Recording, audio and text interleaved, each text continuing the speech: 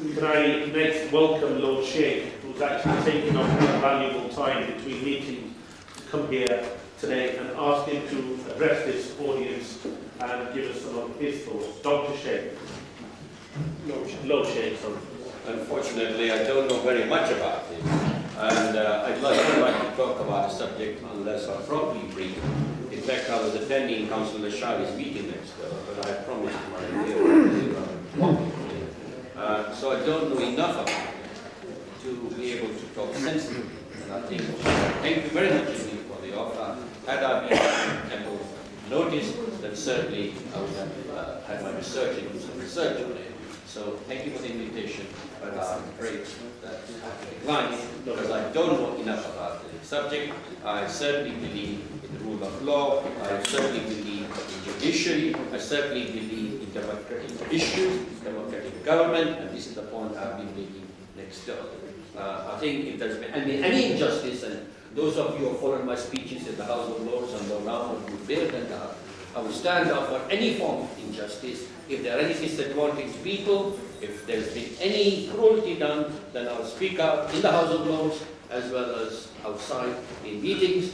And from what I've been hearing so far, it appears to be that injustice has been done, that it's important that that injustice is rectified, and it's important that this lady, in fact, 2 children, I heard what you said about disappearance of 2 children. That's awful for anyone that's not to know what the children are, undoubtedly are.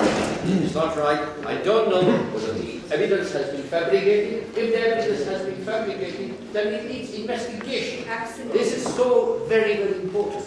I believe, as I said, in the rule of law. And if there is any evidence which is flawed, then that needs investigation.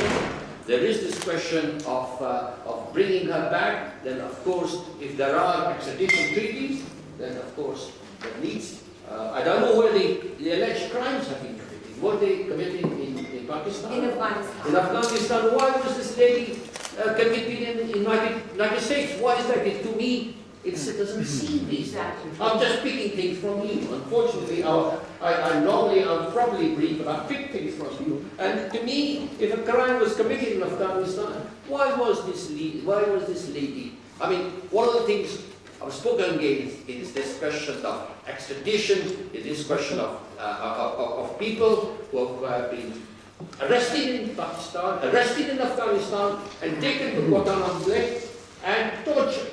Children badly. Confessions have been obtained, and I'm against torture. In fact, I spoke on the subject of torture, and undoubtedly that was totally wrong. Why was this lady taken to the United States? Why was she convicted there? All these questions, I think, we need to look into. It is proper legal representation, and I commend Lord Ahmad.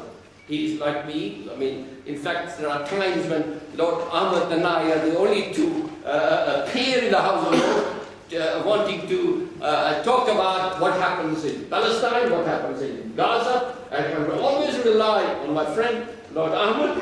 He is the one, perhaps the little bit abrupt, and I am the gentle one. But two of us are, you have heard the story of hard man, soft man. So, Lord Ahmad, my dear friend, my brother, is doing a very good job in the house, and two of us are a good team. So what I would suggest is, if there's injustice, then that needs looking into. And on my side, please always take that. Any injustice, any cruelty, I've spoken on a number of issues. In fact, I'm speaking tomorrow in the House of Lords on the plight of Tamils. Now, what those can actually Tamils, what worries me is the fact that Tamils have been badly treated.